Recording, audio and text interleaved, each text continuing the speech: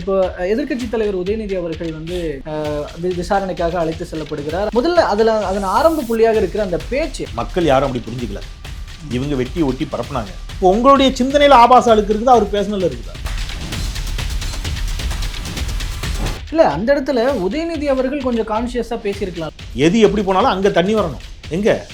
நேட்டூர்ல சொல்லிட்டு அவருக்கு ஒரு பயம் வருது. தாவேகாரன் புத்தி ஆபாச புத்தியா இருக்கக்கூடும். ஒருவேளை பயந்து போய் என்ன சொன்னாரு, எப்பா நான் காவிரி தண்ணியை சொன்னேன். அவர் பயந்த மாதிரியே நீங்க ஆபாசமா சிந்திச்சு ஐயோன்னு ஆக்கிட்டா அதுக்கு அவர் என்ன பண்ணுவாங்க? எங்க தண்ணி வருதோ இல்லை அங்க தண்ணி வரணும். காவிரி சொன்ன அதிகமான ஆபாச தாக்குதலுக்கு உள்ளானது கலைஞர் குடும்பம் தான், திமுக தான். திமுகவையும் கலைஞர் குடும்பத்தையும் ஸ்டாலினையும் பேசாத ஆபாச பேச்சுக்களா இவங்க எல்லாரும். ஜெயலலிதா அம்மையார் சகோதரி கனிமொழி அவர்கள் என்ன பேசினாங்கன்னு தெரியுமா? ஹெச்ராஜா என்ன பேசியிருக்காருன்னு தெரியுமா? கவர்ச்சியில ஜெயிச்சிட்டான். கவர்ச்சி நான் என்ன அப்படின்னு சொன்னாரு. அதுக்கு அடுத்த வார்த்தைக்கு அர்த்தம் தெரியுமா? நான் சொன்னா நீங்க போட மாட்டீங்க, பீ போட்டுருவீங்க. பொதுவாக கடந்த காலங்களில் இது மாதிரி நடந்ததுன்னா ஒரு அவதூறு வழக்கு தொடுப்பாங்க, கோர்ட்டில் போய் அதை வழக்காக ஃபேஸ் பண்ணுவாங்க. ஆனால் இங்கே கைது பண்ணியே ஆகணுன்ற ஒரு சினாரியோ வந்தது எதனால நினைக்கிறேன்? அப்போ இவங்களுக்கு ஒரு குரூர புத்தி. உதயநிதி ஸ்டாலினை போலீஸை வச்சு நம்ம வந்து ஒரு நெருக்கடி கொடுத்துக்கலாம், அதில் ஒரு சந்தோஷம். ஒவ்வொரு வினைக்கும் சமமான எதிர்வினை உண்டு. நீ பற்ற வைத்த நெருப்பொன்று உன்னை பற்றி எறிய காத்திருக்கிறது. இது வரலாற்றில் திருப்பி ஒரு நாள் திரும்புற அன்னைக்கு உங்களால் 10 நிமிஷம் வெயில நிற்க முடியாது, கேரமன் இல்லாமல் இருக்க முடியாது. அந்த நாளை நீங்க யோசிச்சுக்கங்க. இது மூலமா உதயநிதி மேல ஒரு சிம்பத்தின்ற ஒரு பார்வை வந்திருக்கா? கைதுக்கு அஞ்சுபவர்கள் அல்ல திமுகவினர். உதயநிதி ஸ்டாலினை கைது செய்தால் ஒவ்வொரு கட்சிக்காரர்களும் கொதித்தெழுவார்கள் என்பதை தமிழகம் பார்த்திருக்கிறது.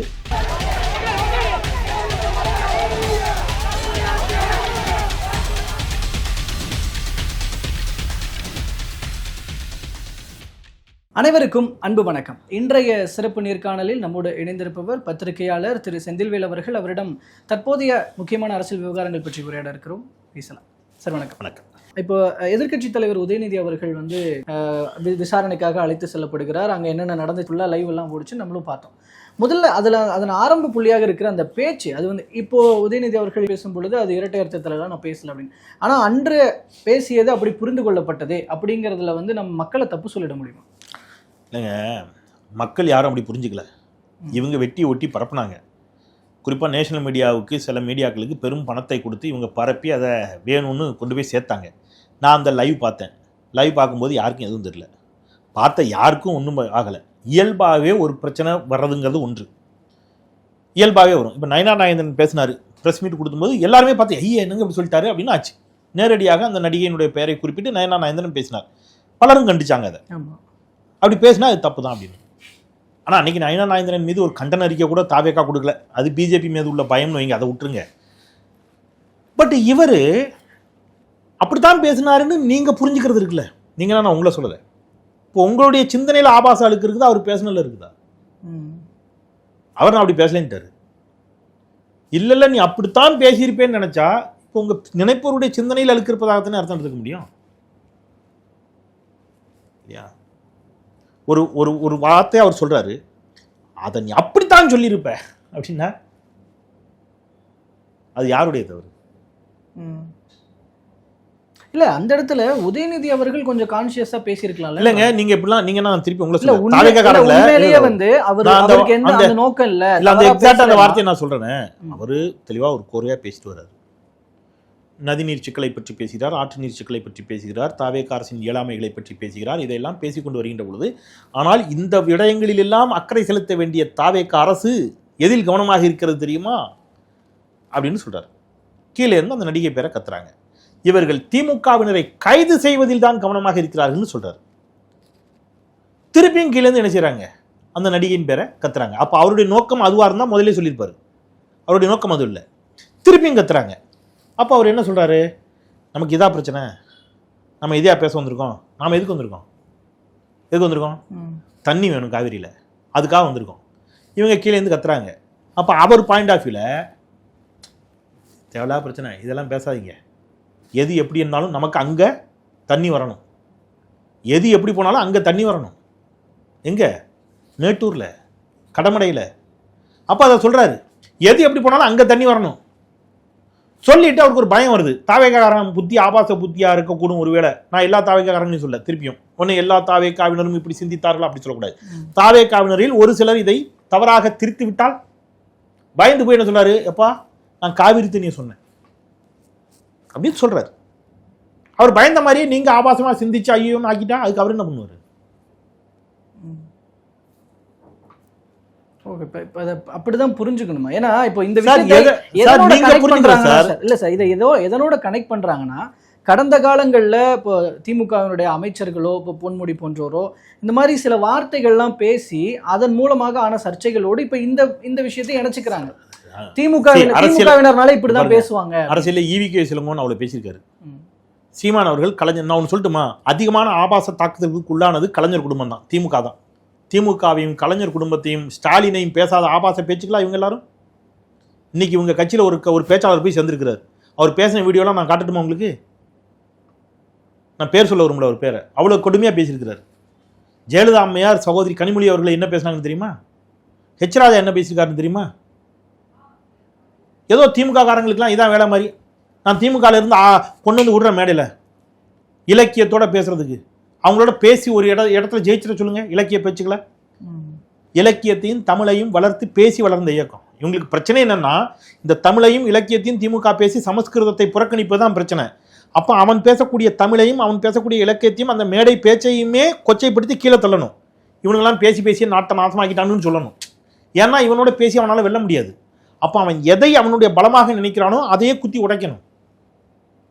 அதுக்கு நீங்க பண்றீங்க சரியா? இதே ஜெயலலிதா அம்மையார் சோனியா காந்தி பத்தி என்ன சொன்னாங்கன்னு தெரியுமா உங்களுக்கு? பதியும் கிடையாது பக்தியும் கிடையாதுன்னாங்க. எத்தனை பேருக்கு ஞாபகம் இருக்குது? சகோதரி கனிமொழி அவர்கள் குறித்து ஜெயலலிதா அம்மையார் மேடையில பேசின பேச்சை நான் சொல்லி காட்டணுமா? ஏன் இதே விஜய் எவ்வளவு கெட்ட வார்த்தை பேசியிருக்கிறாரு? ஆபாசமா பேசினாரா இல்லையா சார்? கவர்ச்சியில ஜெயிச்சிட்டான். கவர்ச்சி நான் என்ன அப்படின்னு சொன்னாரு. அதுக்கு அடுத்த வார்த்தைக்கு அர்த்தம் தெரியுமா? நான் சொன்னா நீங்க போட மாட்டீங்க, பீ போட்டுருவீங்க. நான் என்ன அப்படிங்கிறதுக்கு என்ன அர்த்தம்? அது ரொம்ப மோசமான கெட்ட வார்த்தை அப்படின்னு இப்ப நான் சொல்றேன். விஜய் என்ன சொல்லுவாரு? அல்லது தாவிக்காரங்க என்ன சொல்லுவாங்க? நீங்க அப்படி நினைக்கிறீங்க, அவர் அப்படி நினைக்கல. கரெக்டா சார்? ஒரு டேஷும் அப்படின்னு சொல்றாரு. அந்த டேஷுக்கு ஒரு மிக மோசமான கெட்ட வார்த்தை எங்க தெற்கத்தில சொல்லுவாங்க. அந்த கெட்ட வார்த்தை அடிக்கடி தென் மாவட்டங்களை பயன்படுத்துகிற ஒரு மோசமான பெண்களை குறிக்கக்கூடிய ஒரு கெட்ட வார்த்தை. அதைத்தான் அவர் சொன்னார். நான் சொல்றேன். இப்போ தாவிக்காரங்க என்ன சொல்லுவாங்க? விஜய் என்ன சொல்லுவாரு? தம்பி நீங்க அப்படி நினைச்சீங்கன்னா அது உங்க தப்பு, நான் அப்படி நினைக்கல சொல்லுவீங்கல்ல. அதே தான் உதயநிதி சொன்னதை நீங்க அப்படி நினைச்சுக்கிட்டது உங்க தப்பு. அவர் என்ன பண்ணுவாரு? பொதுவாக கடந்த காலங்களில் இது மாதிரி நடந்ததுன்னா ஒரு அவதூறு வழக்கு தொடுப்பாங்க, கோர்ட்டில் போய் அதை வழக்காக ஃபேஸ் பண்ணுவாங்க. ஆனால் இங்கே கைது பண்ணியே ஆகணுன்ற ஒரு சினாரியோ வந்தது எதனால நினைக்கிறேன்? பழிவாங்கும் நடவடிக்கை தான், வேற என்ன. உதயநிதி ஸ்டாலின் சும்மா கொஞ்ச நேரம் அவங்களுக்கும் தெரியும் கோர்ட்டுக்கு போனால் அந்த கேஸ் நிற்காது. இங்கேருந்து தஞ்சாவூர் வரை கூட்டு போய் சுற்றி காட்டிட்டு வருவோம்னு கூட்டி போயிருக்காங்க. அவரை மிரட்டலாம் பயங்காட்டலாம்னு நினைக்கிறாங்க. அவருடைய நண்பர் சஞ்சீவ் அங்கிருந்து வீடியோ காலில் அதை காட்டுறாருங்கிறாங்க. வீடியோ காலில் காட்டுறாரா, வீடியோ எடுத்து அனுப்புகிறாரான்னு தெரில. ஃபோனை வச்சுட்டு ஜன்னல் ஓரத்தில் நிற்கிறாரு. அப்போ இவங்களுக்கு ஒரு குரூர புத்தி. உதயநிதி ஸ்டாலினை போலீஸை வச்சு நம்ம ஒரு நெருக்கடி கொடுத்துக்கலாம், அதில் ஒரு சந்தோஷம். ஓடமும் ஒரு நாள் வண்டியில் ஏறும், வண்டியும் ஒரு நாள் ஓடத்தில் ஏறும், மறந்துடக்கூடாது சரியா? முத்தமிழர் டாக்டர் கலைஞரை நள்ளிரவில் ஜெயலலிதா அம்மையார் கைது செய்தார்கள். கைது செய்கின்ற பொழுது அன்றைக்கு காவல்துறை அதிகாரிகளுக்கு கொடுக்கப்பட்ட உத்தரவு, உங்களுடைய அலைபேசிகள் ஆன் பண்ணியே இருக்கணும், ஏன்னா அங்கே நடக்கிறத நான் கேட்கணும். அவரை ஹராஸ் பண்ணுங்க, அவரை இங்கேயும் அங்கேயுமா இழுங்க. அவர் கத்திட்டார், நீ பிறகு சொல்கிறான். அவர் கத்தலை, அவர் அந்த வயதுன்னு உறுதியாக இருந்தார். பக்கத்தில் வந்து தயானிமாரன் கத்துனார். அவருக்கு தாத்தா மேலே பாசம், கத்துனார் ஐயோ கொலை பண்ணுறாங்க அப்படின்னு. கலைஞர் அந்த வயசுலையும் கிடமா இருந்தார். போய் லுங்கியோட பனியோட போய் சிறைவாசலில் உட்காந்துட்டார். அவர் பார்க்காத சிறையா? ஆனால் ஜெயலலிதா அம்மையாருக்கு அன்னைக்கு கலைஞரை நள்ளிரவில் கைது செய்வதை லைவில் அந்த ஆடியோவை கேட்கணுங்கிற ஒரு எண்ணம் இருந்துச்சு. ஆனால் அந்த ஜெயலலிதா அம்மையார் 4 ஆண்டு சிறை தண்டனையை பெற்று சிறைக்குள் சென்றார். அதுவும் முதலமைச்சராக இருக்கின்ற போது தேசிய கொடி போட்ட காரில் போயிட்டு கொடியை கலத்திட்டு அப்படியே ஜெயிலுக்கு போகின்றாங்க. திமுகவுடைய வரலாறு இவர்களுக்கு தெரியவில்லை. அதனால நான் லாஸ்ட் வார்த்தை சொல்லிடுறேன். ஒவ்வொரு வினைக்கும் சமமான எதிர்வினை உண்டு. நீ பற்ற வைத்த நெருப்பொன்று உன்னை அவர் படத்து டைலாக் சொல்கிறேன், நீ பற்ற வைத்த நெருப்பொன்று உன்னை பற்றி எறிய காத்திருக்கிறது. இது வரலாற்றில் திருப்பி ஒரு நாள் திரும்புகிற அன்னைக்கு உதயநிதி சிரிச்சமேனிக்கு போயிடுவார். அவருக்கு ஜெயிலும் ஒன்று, காரும் ஒன்று, போலீஸ் வண்டியும் ஒன்று. அவர் கவலைப்பட மாட்டார். உங்களால் 10 நிமிஷம் வெயிலில் நிற்க முடியாது, கேரமன் இல்லாமல் இருக்க முடியாது. அந்த நாளை நீங்கள் யோசிச்சுக்கங்க. அது வராதுன்னு நீங்கள் நம்புறீங்களா? ஒரு நாள் அதுவும் வரலாம் தானே? இல்லை நீங்கள் ஜெயலலிதா அவர்கள் குறித்து சொல்லும் பொழுது இப்போ அப்படி பார்த்தா அதிமுகவினர் பாயிண்ட் ஆஃப் வியூவில் நீங்கள் சட்டப்பேரவையில் ஜெயலலிதா அவர்களை எப்படி நடத்துனீங்க? அவங்க அதை திருநாவுக்கரசர் மறுத்துட்டாரு. இல்ல அவங்க குற்றச்சாட்டை நான் சொல்றேன். அது நான் கேட்கறது எல்லாம் வித் எவிடன்ஸோட இருக்கிற குற்றச்சாட்டை பற்றி மட்டும் பேசுறேன். வித் எவிடன்ஸோட வீடியோ ஆதாரத்தோட கலைஞர் கைது செய்யப்பட்டது நீங்க பாத்தீங்கல்ல? ஜெயலலிதா அம்மையார் சட்டப்பேரவைக்குள்ள நடந்தது நீங்க பாத்தீங்களா? ஜெயலலிதா சொன்னதுதான். அப்படி நடக்கவே இல்லைன்னு யார் சொன்னா? அவங்க பக்கம் அன்னைக்கு அவங்க கூட இருந்த திருநாவுக்கரசர் தான் சொன்னார்ல. வாட்ஸ்அப்ல வரதெல்லாம் நம்ம பேச முடியாது. எது ஆதாரமோ அதை பேசணும். ஜெயலலிதா அம்மா கைது செய்யப்பட்டாரா அதிமுக ஆட்சியில்? ஆம், அது உண்மை. ஜெயலலிதா அம்மையார் கைது செய்யப்பட்டார். ஆனா இப்படி போய் என்ன செய்யல? ஜெயலலிதா அம்மையாருடைய கைதுலையும் என்ன கைது செய்து வைத்த அதே செல்லுல கலைஞரை வைக்கணும்னு அந்த அம்மா நினைச்சாங்க. ஆனா நீங்க கைது செய்யப்பட்டது ஆதாரப்பூர்வமாக நிரூபிக்கப்பட்டுருச்சு. நீங்க கலைஞரை கைது செஞ்சீங்களா ஒரு வழக்குல? அதுக்கு உங்களால சார்ஜ் ஷீட் கூட போட முடியல. மேம்பால ஊழல்னு போய் அடையாறுல கட்டின மேம்பாலத்தில் ஊழல்னு சொன்னாங்க ஜெயலலிதா அம்மையார். அந்த மேம்பாலம் இன்னமும் கம்பீரமாக நிற்கிறது. கட்டிய கலைஞரும் காலமாகிவிட்டார். அதில் ஊழல் நடந்ததாக சொன்ன அம்மையார் ஜெயலலிதாவும் காலமாகிவிட்டார். ஆனால் அடையாறு மேம்பாலம் அப்படியே நிற்குது. உதயநிதி அவர்களை கைது பண்ணதுக்கு இப்போ இந்த இதுல கலந்துக்க கூடாது சட்டப்பேரவையில அதெல்லாம் கிடையாது. அதெல்லாம் கிடையாது. அப்படிலாம் நான் அப்படி நினைக்கல. அதெல்லாம் ஒன்றும் இல்லை. அது சார் அப்படி யாராவது தப்பா ஐடியா கொடுத்துருந்தாங்கன்னா தெரியல. I am not sure. அந்த அளவுக்கு மோசமா யோசிப்பாங்களான்னு எனக்கு தெரியல. ஏன்னா இது கோர்ட்ல நிக்காதுன்னு அவங்களுக்கே தெரியும். இது தஞ்சாவூர்ல வழக்க போட்டு இது பழைய நம்பியார் காலத்து டெக்னிக் சார். ஏன்னா செந்தில் பாலாஜி இதை சொன்னாரு, நாங்க விவசாயிகள் பிரச்சனை எல்லாம் பேசுவோம்னு சொல்லியிருந்தோம். ஒருவேளை அதை பண்ணக்கூடாதுன்னா தெரியல. I am not sure. அது அப்படியானு எனக்கு தெரியல. உதயநிதி ஸ்டாலின் நேற்று சொன்னது அவ்வளோ அறிவு அவங்களுக்கு இருக்குமான்னு எனக்கு தெரியல. உதயநிதி ஸ்டாலின் சொன்ன பதில் சொல்கிறேன். நான் சொல்ல உதயநிதி ஸ்டாலின் சொன்னது இது பழைய நம்பியார் காலத்து டெக்னிக் சார். என்ன பண்ணுவாங்கன்னா ஒரு பழைய வேன்லேயோ ஜீப்லேயோ ஏற்றி இங்கேயும் அங்கேயும் அலக்களிப்பாங்க. அது ஒரு உளவியலாக அவங்களுக்கு ஒரு பலவீனத்தை ஏற்படுத்தக்கூடிய ஒரு முயற்சி. அதை செஞ்சு பார்த்துருப்பாங்கன்னு தான் எனக்கு தோணுது. மற்றபடி சட்டப்பேரவைக்கு வராமல் முடக்கிற அளவுக்கு இது ஒரு வழக்காக நிற்காதுங்கிறது அவங்களுக்கும் தெரியும். ஓகே, நிறைவாக ஒரே ஒரு விஷயம், இது மூலமா உதயநிதி மேல ஒரு சிம்பத்தின்ற ஒரு பார்வை வந்திருக்கா, இல்ல ஒரு மிகப்பெரிய தலைவராக உருவெடுத்திருக்கிறார் அப்படின்னு பார்க்க? ரொம்ப யதார்த்தமா பேசணும்னா ஒரே நாளில் அவர் மாபெரும் தலைவராக உருவெடுத்து விட்டார் என்று சொன்னால் அதுவும் கொஞ்சம் அதீதமாக இருக்கும். அவர் அவருடைய இயல்பில் இருக்கிறார். அவர் அவருடைய இயல்பில் உழைத்து கொண்டிருக்கிறார். அவர் உழைத்து கொஞ்சம் கொஞ்சமாக அந்த கட்சியில் அவர் தனக்கான இடத்தை அடைவதற்கான ஒரு பெரும் பயணத்தை நோக்கி அவர் செய்கிறார். மக்கள் பணிகளில் அவர் தன்னை ஈடுபடுத்திக்கிட்டு இருக்கிறார். இது பண்ணதுனாலே அவருக்கு பேர் கெட்டு போச்சுன்னு சொல்றதும் எக்ஸ்ட்ரீம். அது அந்த பக்கத்துலேருந்து பேசுகிறவங்க. இதை பண்ணதில் ஒரே நாளில் அவர் ஒரு பெரிய அவருக்கு ஒரு இதாகிடுச்சு அப்படிங்கிற மாதிரியும் இல்லை. ஆனால் ஒன்று நடந்திருக்குது. என்ன நடந்திருக்கு அப்படின்னு கேட்டிங்கன்னா, உதயநிதியினுடைய உறுதி, அவருடைய உள்ள உறுதியை, அவருடைய மன உறுதியை, மன வலிமையை உலகிற்கு இது உணர்த்தி இருக்கிறது. கைதுக்கு அஞ்சுபவர்கள் அல்ல திமுகவினர். உதயநிதி ஸ்டாலினோ கலைஞரோ கைதுக்கு அஞ்சுபவர்கள் அல்ல அப்படிங்கிறத உணர்த்தி இருக்கிறது. உதயநிதி ஸ்டாலினை கைது செய்தால் ஒவ்வொரு கட்சிக்காரர்களும் கொதித்தெழுவார்கள் என்பதை தமிழகம் பார்த்திருக்கிறது. பல பேர் இப்போ என்ன சொல்லிவிட்டாருன்னு இதுக்கு போய் கைது பண்ணியிருக்கிறாங்க அப்படிங்கிற கேள்வியை எழுப்பி இருக்கிறது. அவர் என்ன பேசினாரு அப்படிங்கிறதே தெரியாத பல பேர்கிட்ட இதைத்தான் பேசினாரான்னு இவங்களே கொண்டு போய் சேர்த்துருக்குறாங்க.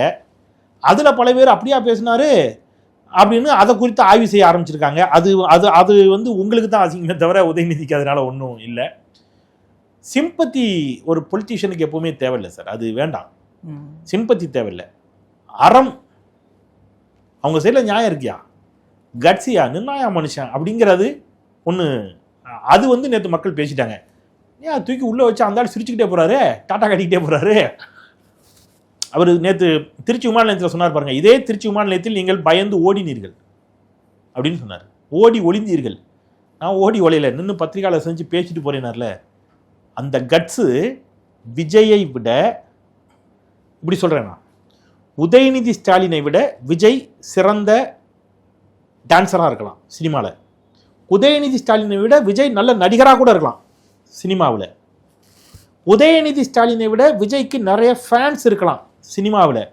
ஆனால் பாலிடிக்ஸில் விஜயை விட உதயநிதி பாலிடிக்ஸுக்கு, அரசியலுக்கு உகந்தவர், சரியான ஒருவர், சரியான எதிர்கால தலைமை என்பதை கம்பேரிட்டிவ்லி விஜயை விட உதயநிதி பெட்டர் என்பதை நேற்றைய நிகழ்வு உணர்த்தியிருக்கிறது.